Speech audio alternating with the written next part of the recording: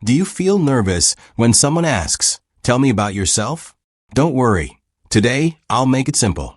Hello, my friend. Welcome back to English Story Hub. I am so glad you pressed play today, because every time you listen, you are investing in yourself.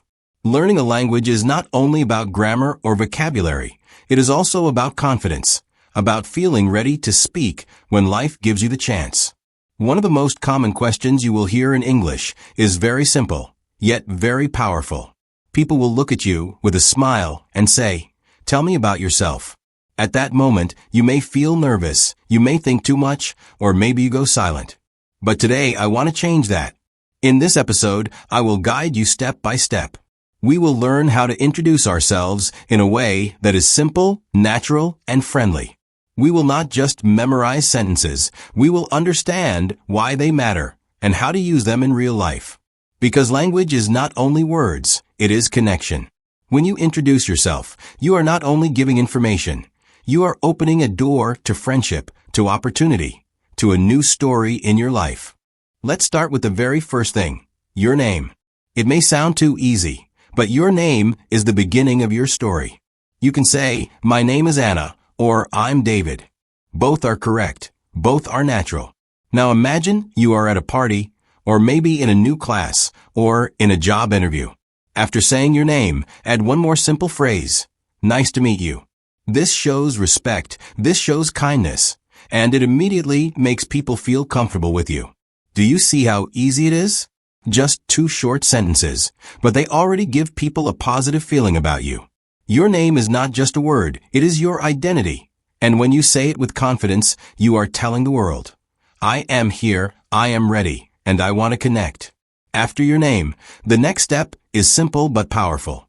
You tell people where you are from. Just say, "I am from Vietnam," or "I'm from Mexico." Short, clear, natural. These words carry your story, because your country is part of who you are. Then, add where you live now. You can say, "I live in Hanoi," or "I live in a small town near Madrid." Make it more vivid with one word. Busy, quiet, noisy, peaceful. These small words paint pictures. They let the listener see your world and feel your life. Remember, you are not only giving information, you are building connection. When you say, "I live in a quiet village," people can imagine the green fields. When you say, "I live in a busy city," they can feel the energy of the streets. This is the power of simple English. It transforms facts into stories. So practice now. Say, "I am from," and then add your country. Say, "I live in," and then add your city or town. 2 short sentences, but together they tell the beginning of your journey. When someone asks your age, you don't need a long story. A simple, confident line is enough. "I'm 24," or "I'm 30." Short, clear, natural. If you want to keep it a little mysterious, you can say, "I'm in my 20s," or "I'm in my 30s." These phrases are common in real life, and they make you sound fluent without giving away exact numbers. Age is not just a number. It's a way to place yourself in the conversation. Now, your work or your studies. This is where people really get curious, because what you do every day says a lot about you. Imagine 3 versions. First, the plain answer. "I'm a teacher." Second, the expanded answer. "I'm a teacher, I work with young children." Third, the memorable answer. "I'm a teacher, I help children discover the joy of learning." Each version is correct, but the third one makes people remember you. If you are a student, you can do the same. Instead of only saying, "I study engineering," you can add, "I study engineering. I love designing things that solve real problems." Or, "I study art. I spend hours painting because it helps me express my ideas." These little details turn a boring introduction into a story worth listening to. And here's something important. Not everyone has a dream job, and that's okay. You can still make it sound interesting. "I work in a restaurant. I enjoy meeting new people every day." "I work in an office. I like solving problems for clients." Simple words, but they make your life sound alive. So when you introduce your age and your job or studies, don't just list facts. Add a spark, a small piece of yourself. That's what makes people lean in, listen, and remember you. Family is always a powerful part of your story. When you introduce yourself, You don't need to share every detail, but a small piece can say a lot. You might say, I have one brother, or I have two sisters. Simple, clear. But if you add one more detail, it becomes memorable. I have one brother, he is older than me, and he loves music. Suddenly, your family is not just numbers, it is people with character. You can also mention what your parents do, if you feel comfortable. My mother is a nurse, my father is a farmer. These sentences are short, but they paint a picture of your background. They show where your values may come from. Remember, family is not only about blood relations. You can also say, my family is small, but we are very close. Or, I live with my grandparents. They inspire me every day. Honest, simple words, yet full of heart. And then hobbies. This is the part that really shows your personality. Instead of only saying, I like reading, make it alive. I like reading adventure stories. They make me feel excited and curious. Instead of only, I like sports, you can say, I play soccer every weekend. It helps me stay active and happy.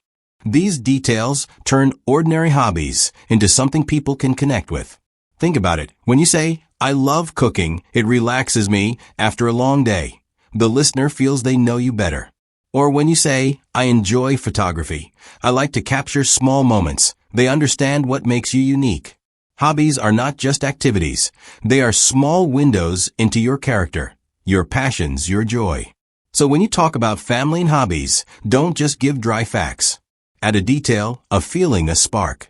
That's what makes people smile. That's what makes your introduction unforgettable. Likes and dislikes may sound simple, but they are the heartbeat of your introduction. When you say what you enjoy, people see what brings you energy. When you say what you don't enjoy, they see what makes you different. Together, they create balance. They make your story real. Start with likes. Don't only say, I like pizza.